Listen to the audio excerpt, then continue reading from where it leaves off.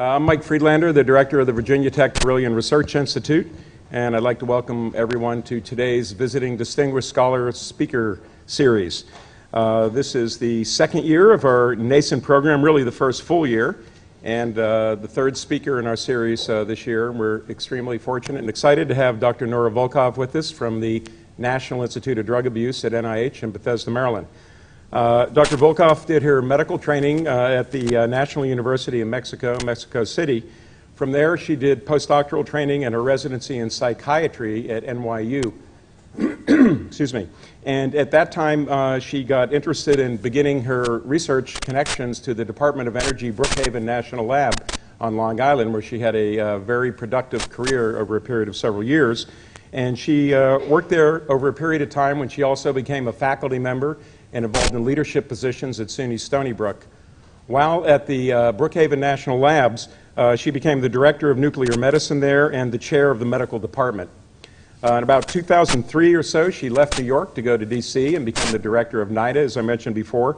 And in that role, she has been the leader for the last almost a decade of the major research efforts in the United States across the country in universities and academic health centers, as well as the intramural program at NIH in understanding addiction and substance abuse through very novel and innovative research programs that she has developed, fostered, and supported.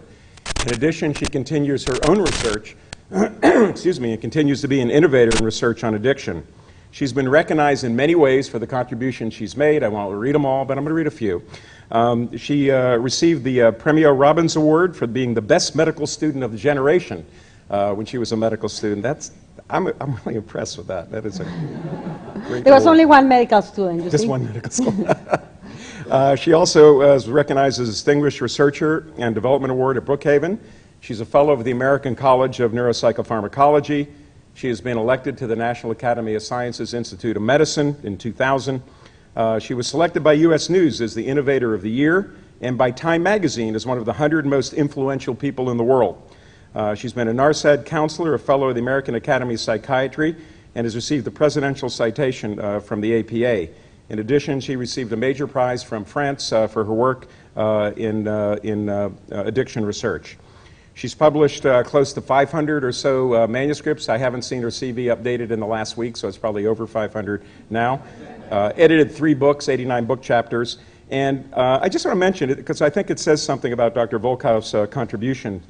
She's published her original research in journals like, and for those of you who aren't in biomedical research, I realize these names might not mean a lot to you, but for the rest of the group anyway, Molecular Psychiatry, Proceedings of the National Academy of Science, Neuron, Biological Psychiatry, Neuroimage, Journal of Neuroscience, Nature, Journal of Nuclear Medicine, American Journal of Psychiatry, Nature Neuroscience, Seminars in Nuclear Medicine, etc.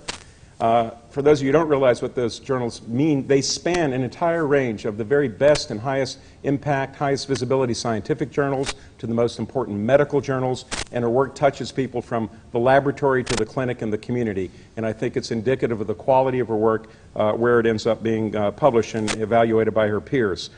Her work has involved her being really a pioneer in the early use of positron emission tomography, or PET, to study psychiatric diseases such as schizophrenia. She's been involved in early work using PET to analyze brain tumors, for example, and studying violence using a combination of imaging technologies such as CT, MRI, and PET. In the mid-'80s, she began focusing on substance abuse and addiction, particularly studying the effects of cocaine and alcohol, and she really pioneered analysis of understanding drug binding sites for neurotransmitter receptors localization in vivo in the human brain. She has focused her work to understand changes in metabolism throughout the brain in psychiatric disorders, including addiction and substance abuse. And she has gone on to study cerebral blood flow, whole brain imaging with a variety of techniques, and develop new techniques to approach our understanding of, for example, how smoking relates to depression and the interaction and comorbidities of psychiatric disorders, and taking it all the way to the level of individual cells in the brain, molecules, receptors, but looping all the way back to understand the individual and the patient and how this really manifests itself in terms of a brain disorder. And I think Dr. Volkow has done more than anybody in the country and probably in the world to enhance our understanding that addiction and substance abuse are disorders that affect the brain. There's biology behind them. There are things we can do about it by understanding, destigmatizing, and moving this work forward as we would in any other area of medical research. So it's my pleasure and honor to welcome today's speaker, Dr. Nora Volkow. Thanks a lot.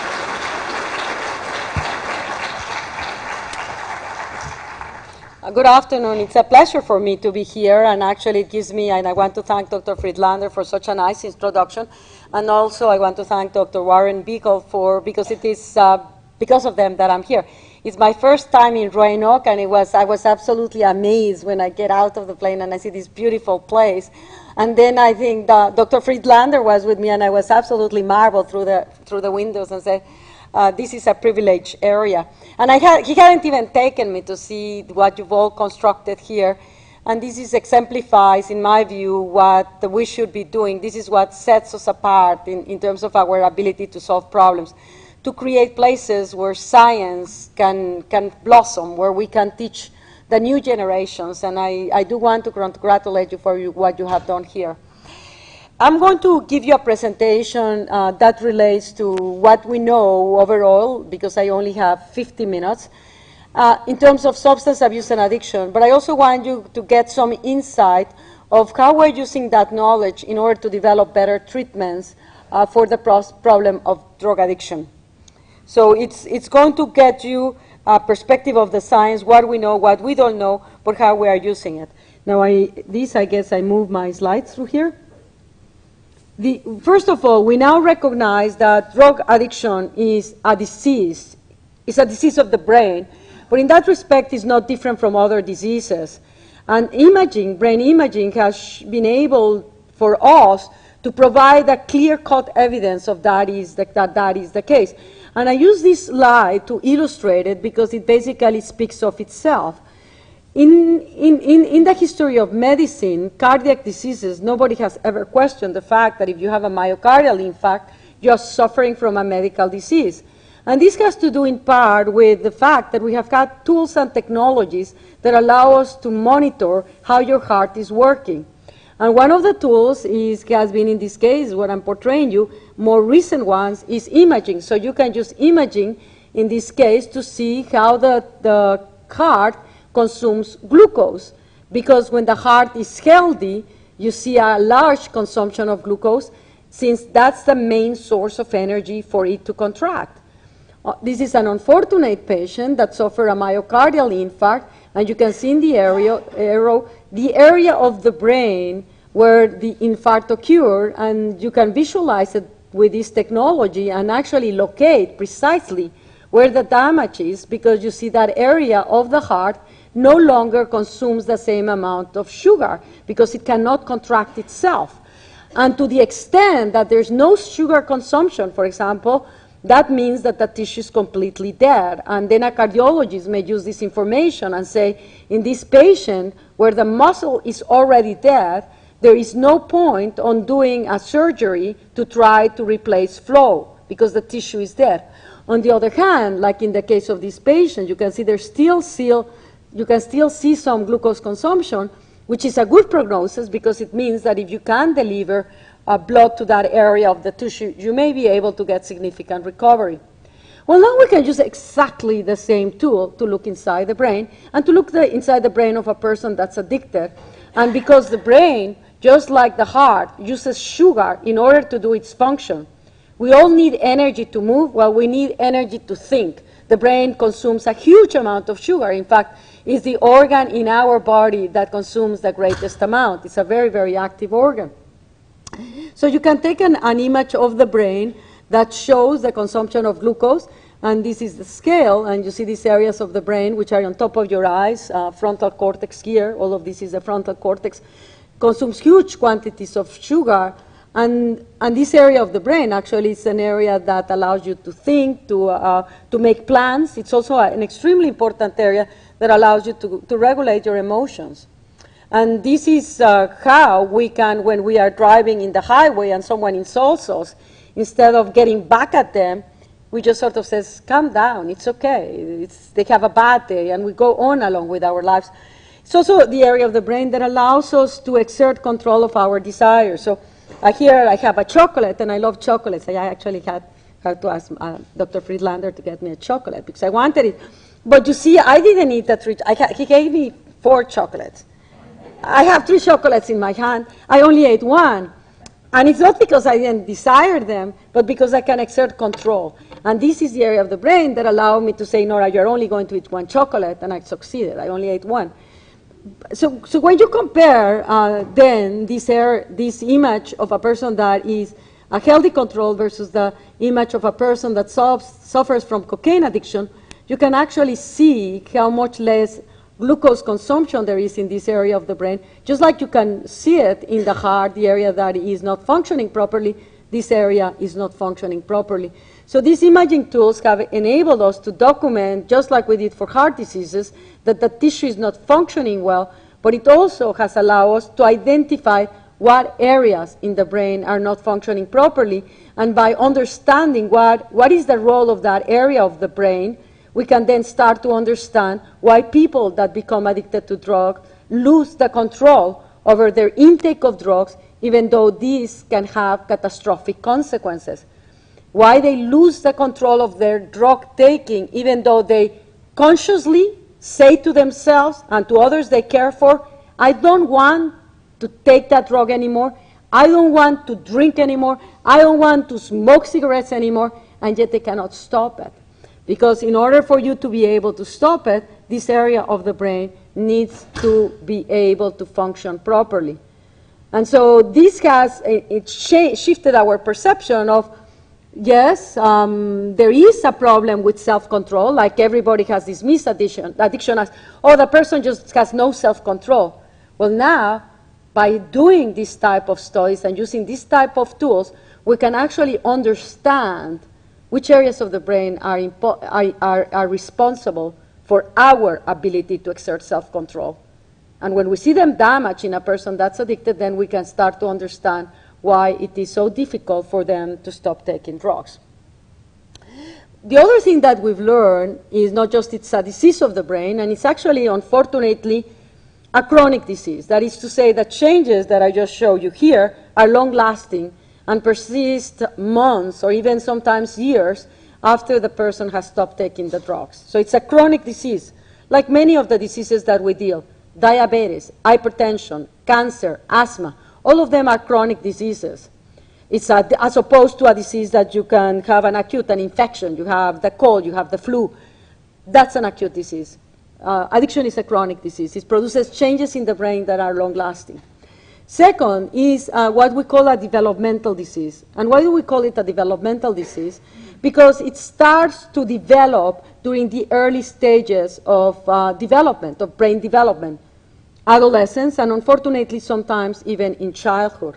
And here you have the curve that shows at the ages at which you most frequently have the diagnosis of marijuana dependence.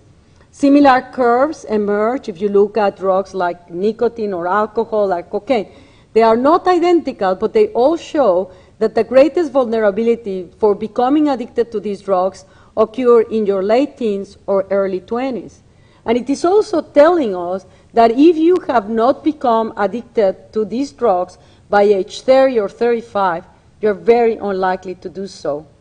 Why? Because this stage of development is one where the brain is particularly vulnerable to the effects of drugs. And it's also a period on our lives where individuals are at much greater vulnerability, not just to becoming addicted, but also to experiment with drugs. So, and that's why, no surprise, the highest prevalence, the highest frequency of drug use occurs in individuals between age 18 and 25, because that's when they are at greater exposure to drugs, and that's also when they are more likely to become addicted. Biologically, the question that emerges is, why is that so? And we now understand that there are several factors that gives the adolescent period, a greater vulnerability to addiction. One of them has to do with the fact that the brain does not fully develop until you are in your early 20s. Now, that doesn't mean that the brain of a child works less is not as good as the brain of an adult, or that the brain of an adolescent is not as good as the brain of an adult. No, it just means that it works differently. And there are many differences. But among the most important, if you were to ask me, what's the most important difference in your brain between adults and adolescents? And I would say, based on my knowledge of how the human brain works, is the connectivity. We've come to realize that the brain is a series of very complex networks that interact with one another. And this is actually different from the way that we thought the brain worked, where we were actually ascribing one region of the brain, like here, this area allows me to do abstract thinking. This area around here allows me to speak. This area around here allows me to see. We now know that all of those functions involve multiple areas that are connected in networks. Well, the connections don't fully form until you're in your 20s. So if you take an adolescent and you take an adult, and you put them to solve a complex mathematical problem, it is even possible that the adolescent outdoes the adult, or maybe not. But the way that they are processing the information is different. In the adolescent, the information is much more localized. So one area of the brain is much more involved in processing the whole task. In an adult, it is distributed. Now, in certain instances, you can see why that is advantageous to have it more localized, and in others, you can see it why there is an advantage of having a distributed pathway. Now, there are connections that are very relevant as it relates to substances of abuse and emotions and behavior in adolescents. And that, among those connections, I would say, again, if you're asking me which one is in the top, and again, these are my perspective from my own experience. Someone else may have another one. But one of the most important in my brain is the connection between the frontal cortex, this one that I told you that controls your emotions and desires, and the limbic brain, the amygdala, where your emotions are located, the nucleus accumbens, where pleasure is perceived. There are very strong connections that go this way, but also the other way. So it's bidirectional. Very important connections, because from the frontal cortex to the limbic brain is what allows you, frontal cortex to amygdala, control your emotions. Don't get angry, don't shout at that person. Frontal cortex, nucleus accumbens, pleasure, is what allows you to say, no, Nora, I'm not going to eat the 3 chocolates. So that controls my desires. And in adolescence, that connection does not really occur until your 20s. What is the advantage?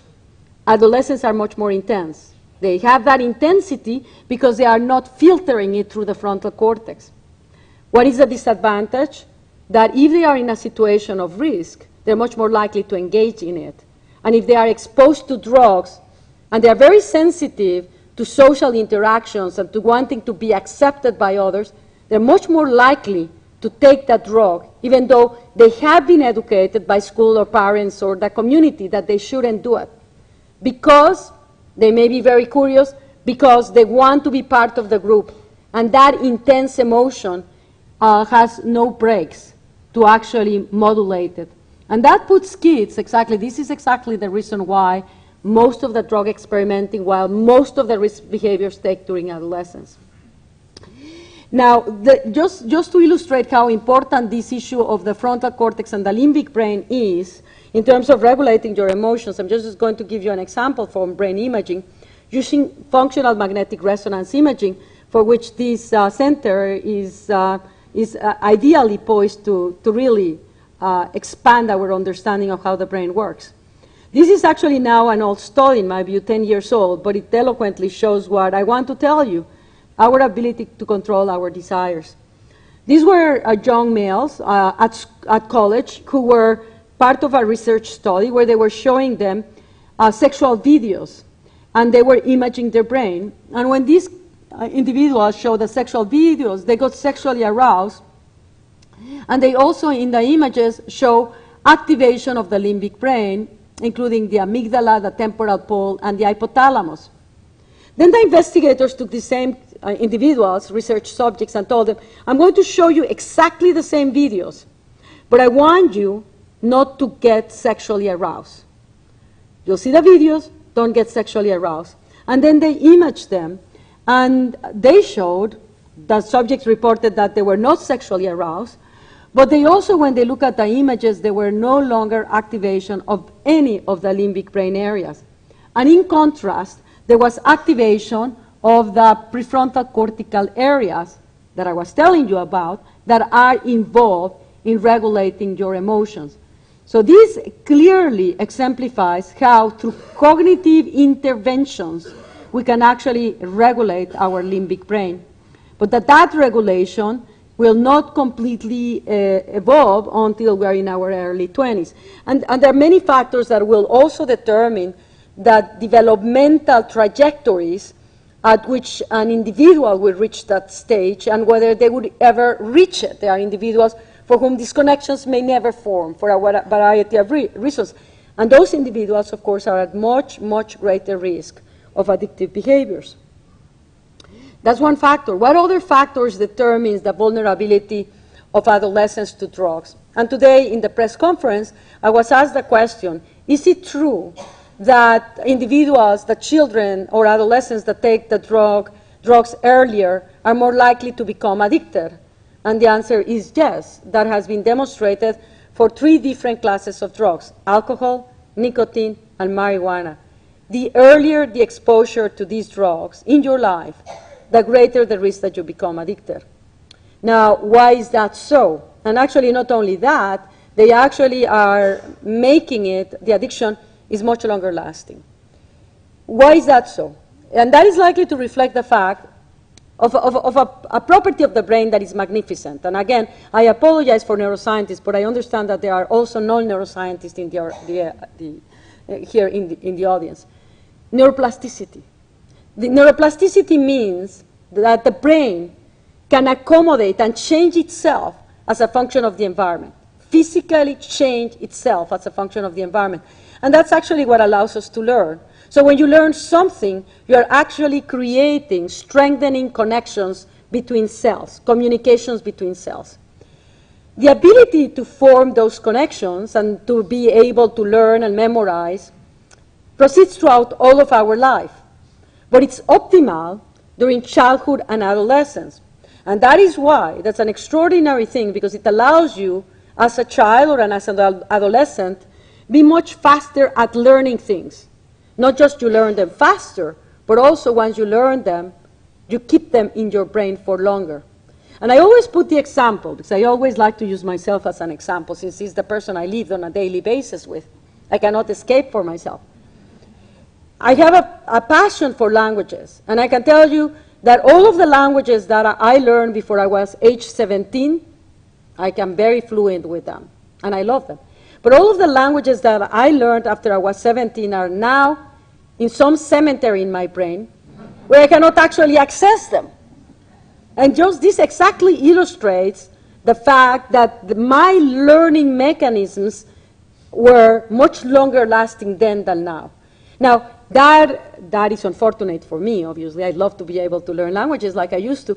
But in terms of addiction, so that's great for learning, but imagine addiction. Addiction, drugs, activate the same neuroplastic processes as you do with learning. And thus, therefore, we are not surprising now, kids get addicted to drugs faster than an adult would, and when they get addicted to it, the addiction is longer lasting. And that reflects these neuroplastic aspects. And so when you take this information and say, well, it's a developmental disorder, what are the implications? The implications are for prevention. That interventions and strategies to offer protection for children and adolescents to ideally not experiment to drugs, but if they experiment to drugs, not to transition to regular use, to prevent them from becoming addicted, could be a magnificent intervention for improving their likelihood of succeeding later on as adults. Addiction, the other thing that we know is addiction is not a simple thing. You take drugs, you become addicted, and that's how you become addicted. You take drugs, you have changes in your brain, you become addicted. That's not the case. I already told you that there are other factors that are playing a role. And we know that, actually, I'm sure that all of us from our social experiences, because drugs are so prevalent, where you can have, of people that have been able to drink all their lives and never become alcoholics, or people that can smoke cigarettes and never become really, they try it in adolescence and then they never went anywhere, or people that take cocaine here and there and never, or marijuana, and never become addicted. And in fact, only 10% of people that take drugs will become addicted to them. So what is the reason? Why the differences? We know environment is very important. Environments, kids bringing up, or actually even adults in environments that are stressful, are much more likely to take drugs. And now we are starting to understand why is that so? What are these environments doing to your brain to make it more vulnerable? We also, I just told you, the development is important. Exposure to drugs during childhood or adolescence makes you more vulnerable. Genetics. We now know that approximately 50% of the risk for addiction is determined by your genes. And we're now knowing, actually, is that the way that your genes determine your vulnerability for addiction is not a one-to-one, which is very important for prevention and treatment. But it is basically by modulating, your genes modulate, on the one hand, the way that you respond to the environment. So if you have a gene that makes you more sensitive to the stress of an environment, that may increase your vulnerability for substance use disorders. They may also influence the genes the way that you respond to a drug. So if you have a gene that when you drink alcohol, you become sick, you start to vomit and you feel awful, that gene is going to protect you because then it's an aversive response. So the way that genes interact in the process of addiction is both through mediated by their regulating and modulating your responses to the environment, and also by modulating your responses in terms of the way that you react to the drug, and also now we know by modulating the neuroplasticity of your brain. So it's much more complex than a one-to-one, and that is an area of extensive research.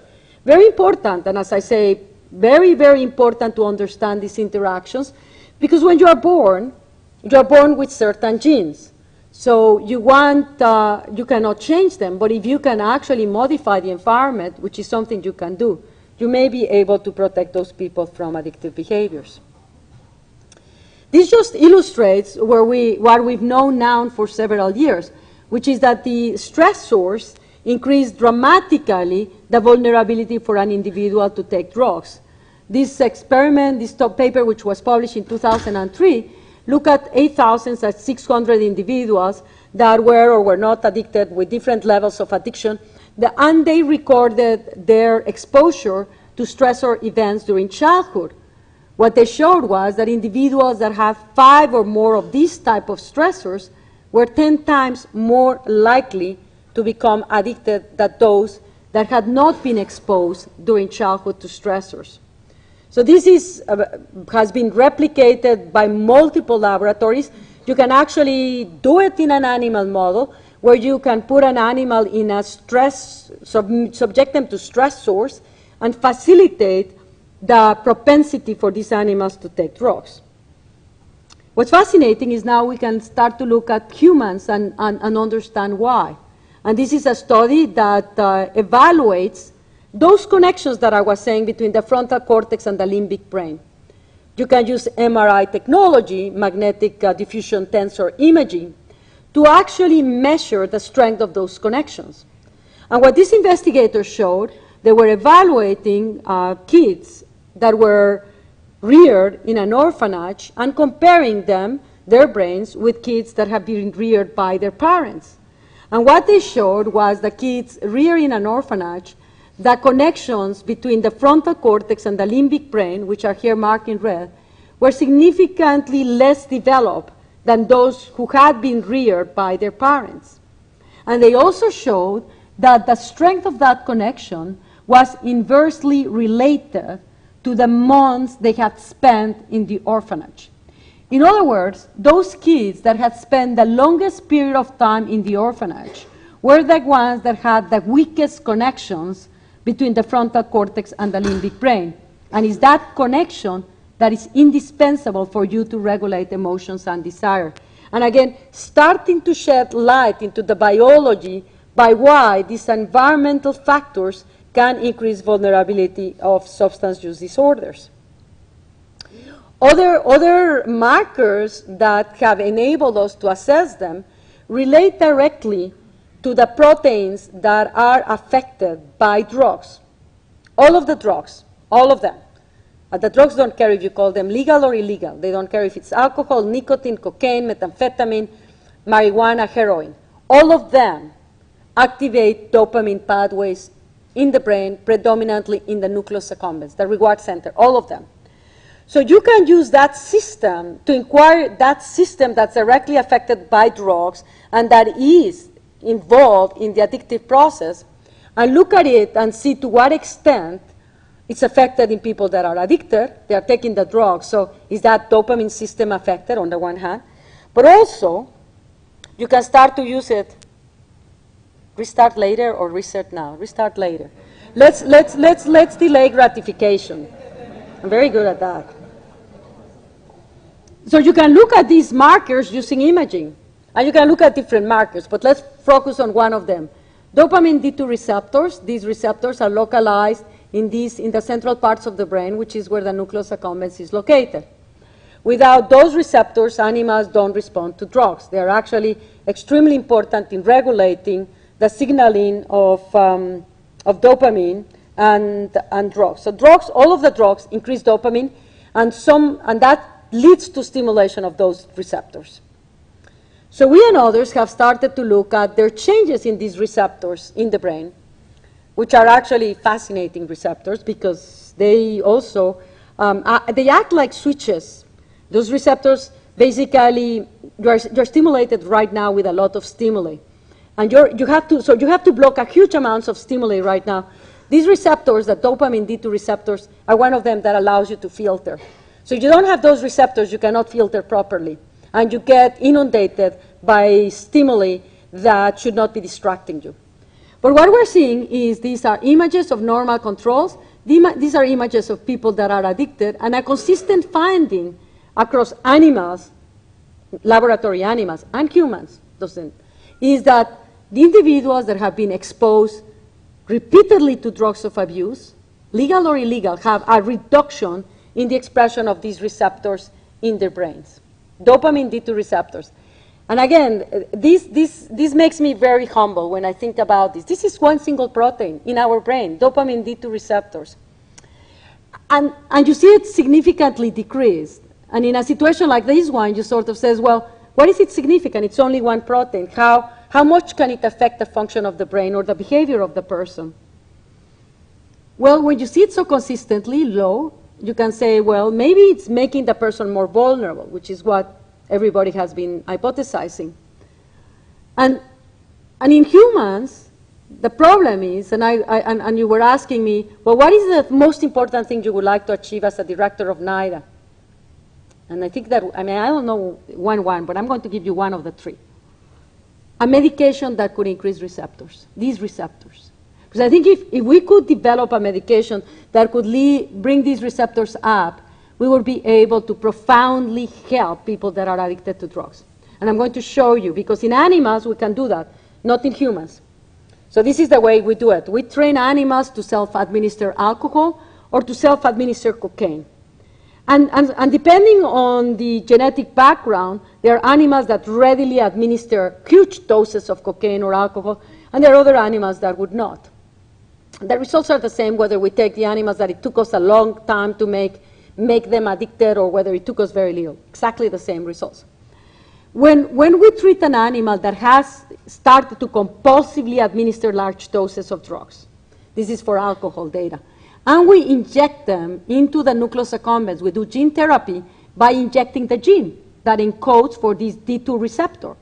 We injected it using a virus. That's the way that we do gene therapy in animals. And when you do that, the receptors go up. So this is the change in receptor numbers in this pleasure center of the brain. It goes up by 50%. This is day 4, 6, 8, 10. And it starts to go down by 10. So this does not differ from baseline. But we can always inject the animal again at day 20, and the receptors go up.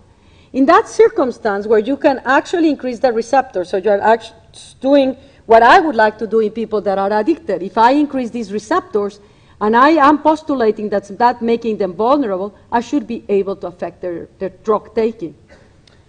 In animals, we've done it. Does it affect their drug taking? And the answer is an unequivocal yes, and very dramatically. This is percent change in alcohol intake. When the receptors are increased, it decreases to close to 70%. And as the receptors go back to its baseline levels, the animals resume drinking at the level that they were taking before we injected them. When we inject them again, and the receptors go up, again, the drinking behavior dramatically reduces. And these are just our control animals that are injected with the virus but do not have the gene. So they are not injected with the gene. And in those animals, you do not change drinking behavior. The same results occurs with cocaine. You increase the levels of receptors, D2 receptors, in that area, in the nucleus accumbens, and you profoundly affect the consumption of cocaine. One single protein reduces the consumption of drugs in animals. And it's very interesting because if you think about it, what is addiction?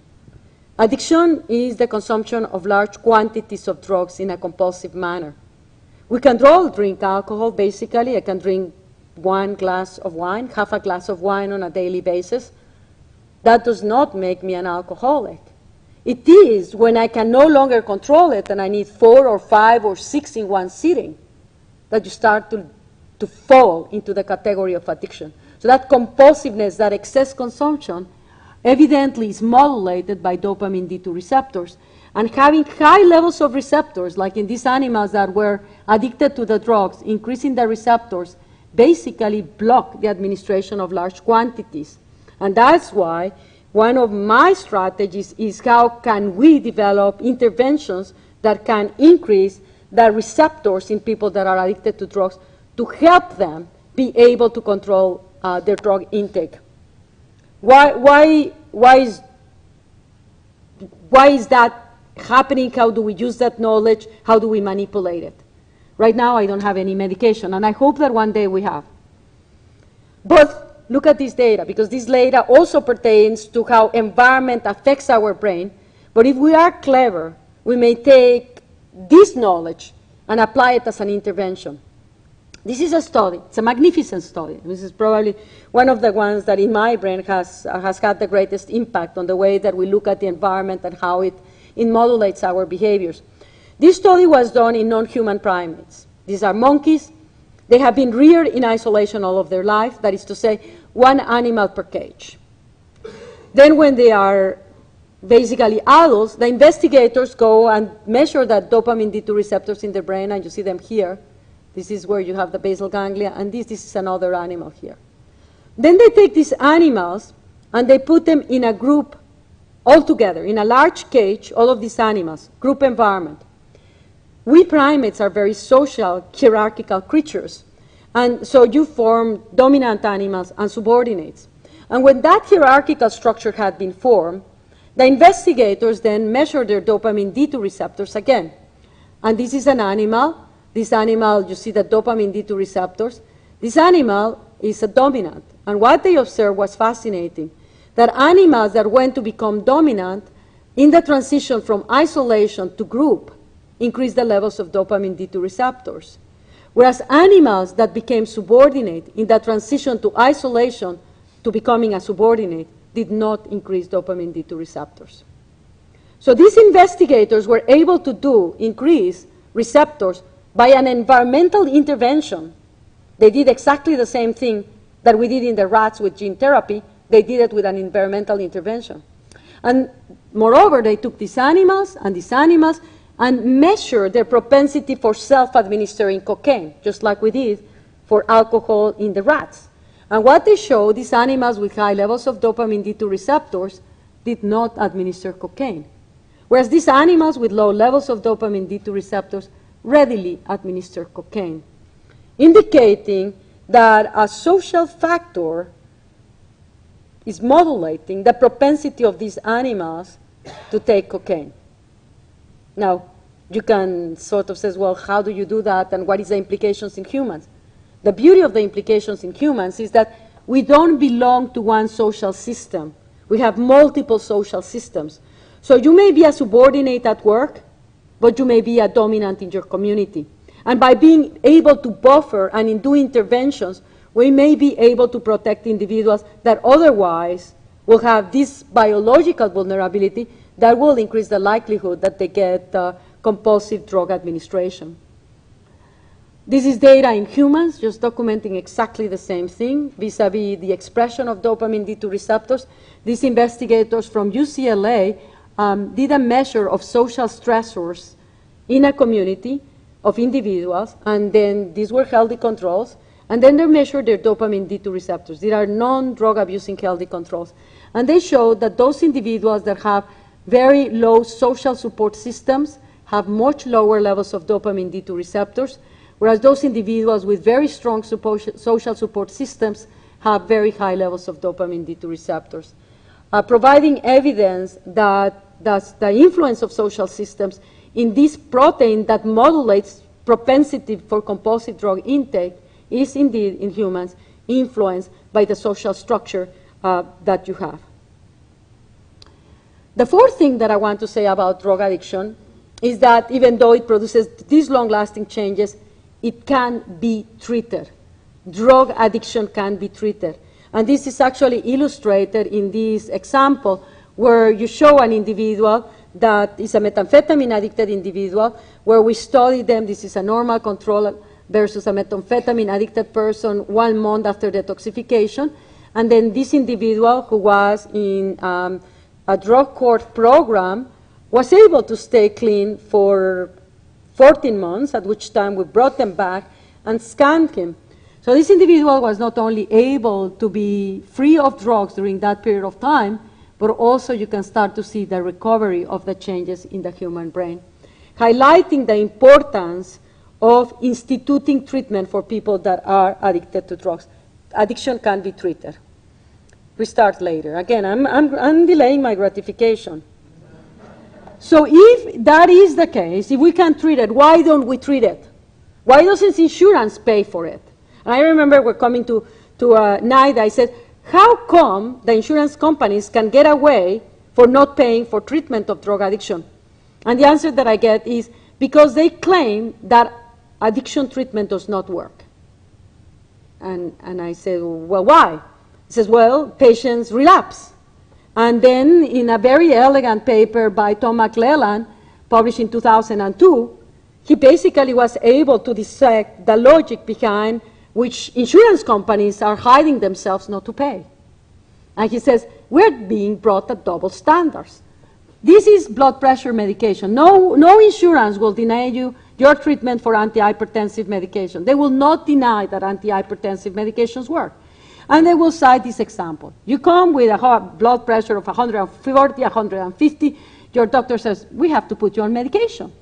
Okay, you take your medication, guess what? Blood pressure goes down. You take your medication, one day you stop your medication, guess what? Blood pressure goes up. And then the insurance company will say, you see, the fact that you brought the pressure down is evidence that it works. You see, the fact that when you stop, the pressure goes up, it's evidence that it works. Now let's take drug addiction, right? You have a person that's addicted, they go to treatment, and they stop taking drugs. And then they are discharged, no follow-up. You are, go, best of luck. Guess what? The patient relapses. And there's no continuity of care. The patient relapses, of course it relapses. And the insurance will say, you see, this is evidence that it does not work. But so the double standard is the concept that when we have a chronic disease, we cannot expect to discontinue treatment and for the person to be able to do as well as where they were on treatment. We don't deal with that with asthma, we don't deal with that with hypertension, we don't even deal with that with chemotherapeutic agents for cancer, but we deal with that in drug addiction. So changing the culture of treatment to recognize that needs continuity of care is indispensable because addiction can be treated. It's a treatable disease. What are the challenges that we face? Not only the insurances don't want to pay very much for it, but also, even though there's a significant number of individuals in our country, 22.5 million Americans are estimated to be dependent on a substance, whether it's alcohol or whether it's an illicit substance. And yet of all of those 22.5 millions, only 4.3 millions receive some type of treatment. I'm not even saying that it's evidence-based or adequate. Some type of treatment, that's 19%. And some numbers actually bring it to 15. I always get criticized and says, Nora, no, it's not 19, it's 15. I said, okay, let me give it the benefit of the doubt. 19% is really very low. So we are not touching the population. There's a very large need for individuals to get treatments. So why don't we get treatments? Well, this addiction is a stigmatized disease, and people don't want to be mistreated. Stigma is a horrible thing. I don't know if you've ever been stigmatized, and I hope you haven't, but if you have, it's something that your brain will learn to avoid. So if you are mistreated, and you are treated like, oh, you are just basically have no self-control, why don't you put yourself together? Look how simple it is. Why can't you not get your act together? Why can't you not get your act together? As if it's just by saying it, you're going to be able to do it. It's like if you have a heart arrhythmia and you say to your heart, why don't you just start to go to a normal rhythm? I mean, I can tell it so many times. There's no way I can do it. So there is that element of individuals not knowing, not acknowledging actually that they have a disease and not knowing that it can be treated. That is part of the problem. And the other big part of the problem is we don't have the infrastructure. Most of the treatment of drug addiction actually occurs outside of the healthcare system. Some of it occurs in self-help groups, outpatient rehabilitation. Some of it occurs in prisons and jails. So the intervention is much more diverse than we get for any of the other medical conditions, which of course makes it much more complex because overall many of these systems are not even integrated. So, and many of them are actually polarized. And they take strategies, my method works and not yours, as opposed to doing what has been very successful in other areas of medicine, like cancer, where you actually do multi-pronged treatment approaches that are very aggressive. And drug addiction is a very serious disease that with devastating consequences. So my view is we need to take advantage of infrastructures that we have and maximize it. And we're just commenting to Dr. Friedlander that one of the opportunities for us in the field, and since you're starting with a medical school right now, with the healthcare reform passing, many of these individuals that don't have access to any insurance will have it. So the opportunity of engaging the healthcare system to be a first-line defense for screening and intervention in substance use disorder is at a perfect moment now, if we create an infrastructure and are ready to advance it. So I think for all of us in the healthcare system, we need to mobilize ourselves to ensure that these individuals that cannot get treatment because they have no insurance will have access to the healthcare system that will be prepared to do the screening and interventions for substance use disorders and to be able to do the referrals to the treatment programs as indicated. Now, where are we going in terms of the science? Where do we want to go into the future? We want to go into the future in treatment that can help people go through the recovery phases, the rehabilitation. Why not? I mean, it's a very serious disease. And we know of the high relapse rate. So one of our strategies is the development of vaccines. We are currently having clinical trials, a vaccine for nicotine, and we have a vaccine for cocaine. And the idea behind these vaccines is the same as that of any vaccine for a bacterial disease. You actually inject a vaccine that has that has the drug linked with a compound that's antigenic. And antigenic compounds generate antibodies. And the idea is by creating this linkage of the drug with the antigenic compound, you will be able to generate antibodies. So in a normal person, you have the drug goes through the blood, and from there it leaves the blood and goes into the brain. But if you have been vaccinated and you have these antibodies link to the drug, interfering its passage into the brain. And so the person may be taking cocaine or may be taking nicotine, but they are not going to experience the effects of that drug. So currently, as I say, there are ongoing studies. This is one of the studies that we have with nicotine that shows the responses in terms of nicotine abstinence, which is the outcome for this particular clinical trial. between individuals that were vaccinated and developed the antibodies at the titer level necessary, and those that were not vaccinated, those are in this blue line here, and those individuals that were vaccinated did not develop the antibodies. And you can see the significant differences in abstinence among those individuals that developed the antibodies. And what's also interesting about this particular trial is that those individuals that developed the antibodies but that did not achieve complete abstinence, they were able to decrease their smoking, the number of cigarette smoking, indicating that this strategy actually is a viable one that, if successful, may be able to transform the way that we can help patients that are suffering from addiction be able to overcome and facilitate their recovery and rehabilitation. As we've gone through research and learning how drug affects the brain, I very much focus on how it affects, it interferes with our ability to exert inhibitory control. But we've also, through these imaging studies, learned to define that drugs not just affect the system, which I call the brakes of your brain, but they also affect the area of the brain that allows you to make decisions and judgment, make an analysis, and based on that analysis, they come up with a plan of action, that's executive function. It also affects the area of the brain that gives you the excitement, the motivation, the energy to get things done.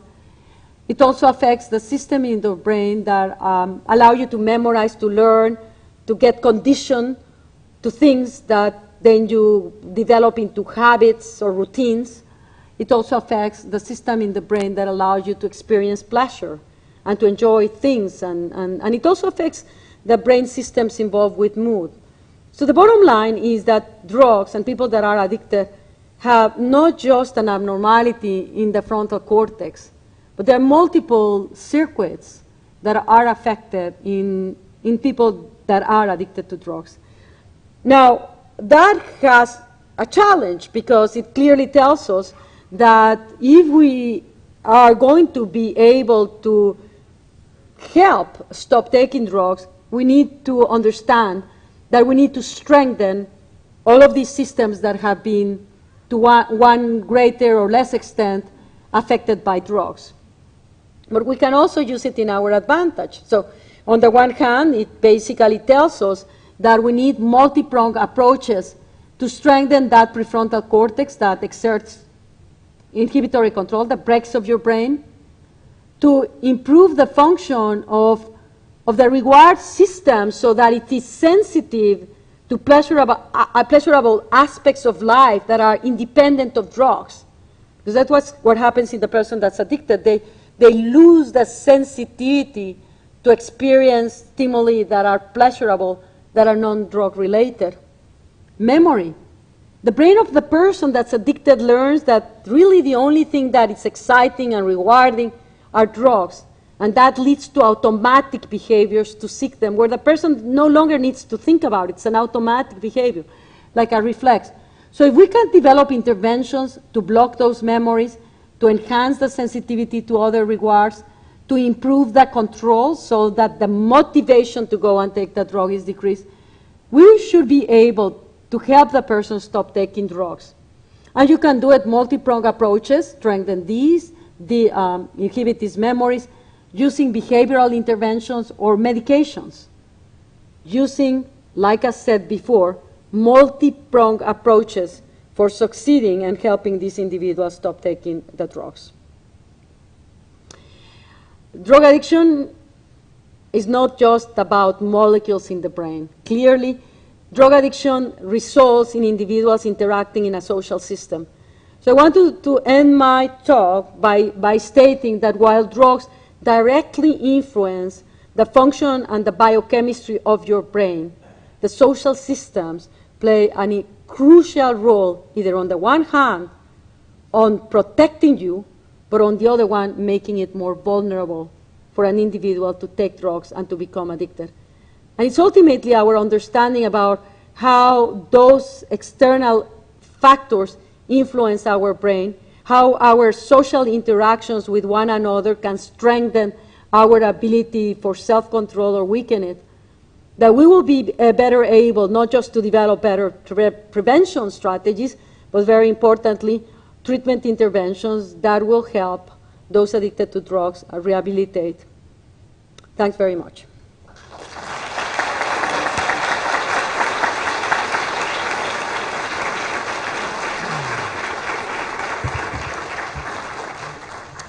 Thank you very much. We have time for a few questions or comments from the audience.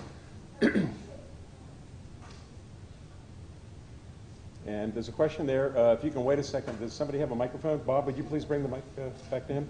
Orange shirt? Hold on, we'll get a mic to you real quick.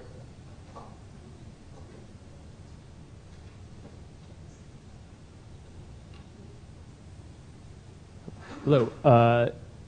Because addiction involves all these problems with decision making and analysis, there's often a failure for people who are addicted to seek treatment.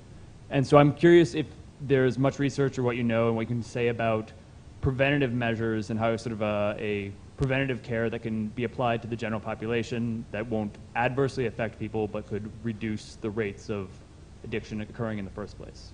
So I apologize because I couldn't hear your first part of the question. So can you mind repeating it? Yeah, sure. So we know that addiction is a disease of the decision system that affects how we sort of analyze things and the behaviors that we do.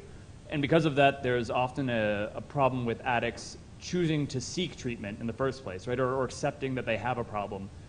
So then it seems like a preventative care is something that you could apply to the general population without side effects would be very beneficial, where we could reduce addiction before it even really occurred.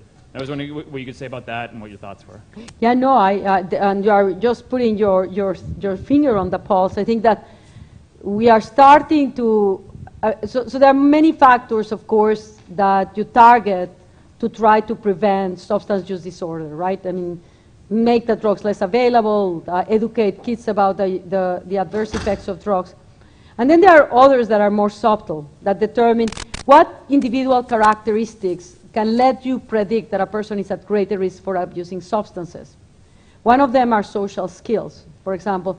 So kids that are not very adept at social interactions are at greater risk and may take drugs to facilitate those social interactions.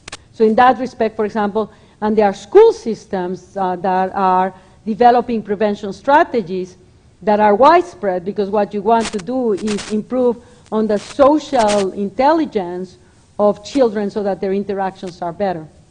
But then there's another one, and it's very on the top of my brain because I just read the paper, and it was one of those papers that wow me, because it's a paper that follows children from the time they are born until they are age 32 to try to determine what characteristics when they were age 3 predicted their substance use, their health, their educational achievements. They found that there is one characteristic that predicts that, and that are measures of self-control. And so they can actually measure self-control in a child of 3 years of age and predict the health status of that individual at age 32. Now, what is very intriguing about it, and this was done in 1,000 kids, and then it was replicated in twins, in a set of 500 per twins. So it was not environmental, it was the self-control that was determining whether the risk of substance use went up or down. And what's very interesting about it is that self-control is malleable. So you can teach a child to improve on their self-control. And that can be a general intervention that would be beneficial for preventing substance use. But they also show it would be beneficial in school achievements, and it could also be beneficial in health. When they start to look at it with more granularity, and you sort of say, well, how come it can be self-control impacting on health? Well, kids that are low in self-control were more likely to smoke cigarettes, and if you smoke cigarettes, then you're much more likely to have pulmonary diseases. They're much more likely to overeat, and they're much more likely to start to have metabolic disorders. They are much more likely to drop out of school, and therefore you're less likely to end up in achievement. So if I were to sort of define, well, we have the general prevention interventions making, on the one hand, drugs less accessible, provide information that is adequate, not these frying eggs. Drugs are going to make your brain a fried egg. That's not true, it doesn't. But objective of what it does, and provide alternatives, because it's not just sufficient to say no to drugs to a kid. If you don't offer them anything in return, they're going to take drugs. So that, giving alternatives, that is established. So then if you want to go at the individual level to prevent, in this case, substance use disorders as well as overall health, do interventions that are going to be improving self-control as one of the prevention strategies that could be universal. Universal. I don't... Question over here. Bob, could you help get the microphone over there? Yeah. Stuart Wells from Jefferson College. Can we get the mic just so folks listening on the computer can... I was just curious, when I was listening to your part about medications to help treat, wasn't it true that a number of years ago some of the pharmaceutical companies came up with potential products for alcohol abuse, that if people took these things beforehand, the negative effects of alcohol wouldn't be so dramatic, but they ultimately decided never to market these products because they were so concerned about the legal ramifications of having these products and being concerned that people who are addicted to alcohol would just take a lot more alcohol now that there's a pill to kind of reduce those effects.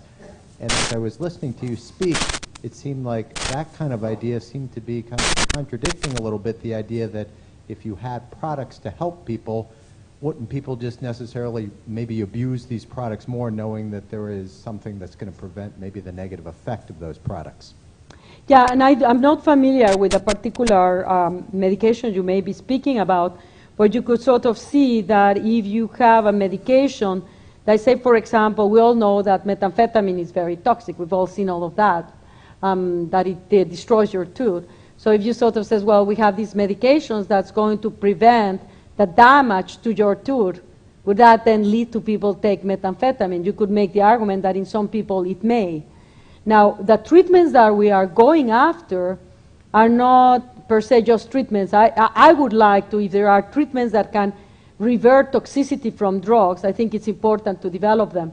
But our main focus right now is on treatment that will help the person addicted to drugs not crave them, that will allow them to control it. And that is what we're after. And so, for example, with vaccines, I was, for many years before I came to NIDA, I was very worried exactly what you were saying. Well, now you have these antibodies, and the person will just smoke more or take more cocaine to overcome the antibodies. So they don't go into the brain, but they may end up in your heart and kill you. And that was one of the reasons that until I saw the data showing that no, in humans, vaccinated, they are not smoking more to overcome it, but less. It was that piece of data that led me to fund that particular phase 3 clinical trial. But isn't it true that with smoking, many times people who smoke really don't necessarily want to be smoking, they want to quit, but in some of these other drug situations, that statement may not be as true. Well, it depends at what stage you are addressing that. There's definitively many instances, for example, in the criminal justice system, where you have patients that are forced to go into treatment because otherwise they'll end up in jail. Otherwise, and I remember when I came to NIDA, as a physician, I'm trained on the belief that if you really want to be successful on treating someone, that person needs to want to be treated. And the first day they said to me, no, Nora, you are wrong. Look at the outcomes in the criminal justice system. And I look at the data, and I had to change my mind. You, in the criminal justice system, you have success of treating people that don't, in the initial stages, didn't want to be treated. So it's not so categorical as I had wanted it to be in my brain, being brought up as a physician, like classically, highlighting that the opportunity, and that's why when I saw that data, another one of our initiatives was how do we engage the criminal justice system. So if you're going to be putting people in jail, give them treatment. If that's what you want to handle it as a nation, give them treatment. Okay, time for perhaps one more question. How about over here? Come to this side. You could, Bob. Sorry. Can we wait till we get to the microphone for you?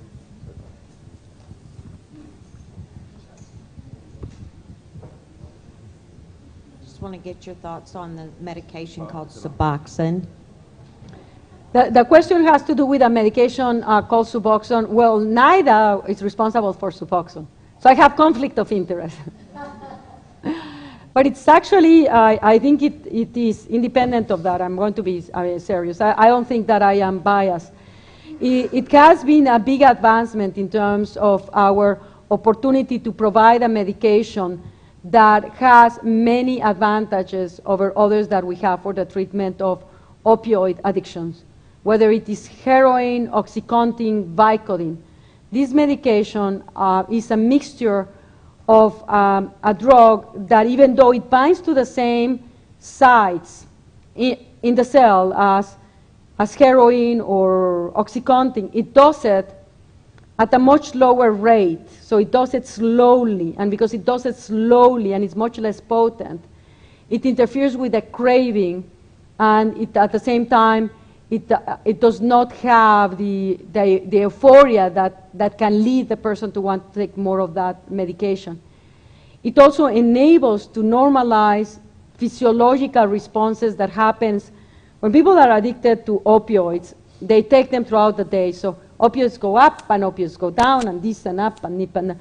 When you take buprenorphine, which is Suboxone, in combination with naloxone, what you are doing is stabilizing it. And that physiologically allows your body to recover. So, for example, when people are taking these opioids like this, their immune function goes completely disrupted. And that makes them very vulnerable to infections. So with Suboxone, you can maintain that stabilized. And so it is very protective. It's also very difficult to overdose on it. And the reason why it's very difficult to overdose on it is because it's not very potent. So you are, in order to have an effect, you have to occupy all of the receptors. And even then, you don't have even the third of the effect of something like heroin or fentanyl or some of the medications that we use that can produce addiction and that produce addiction.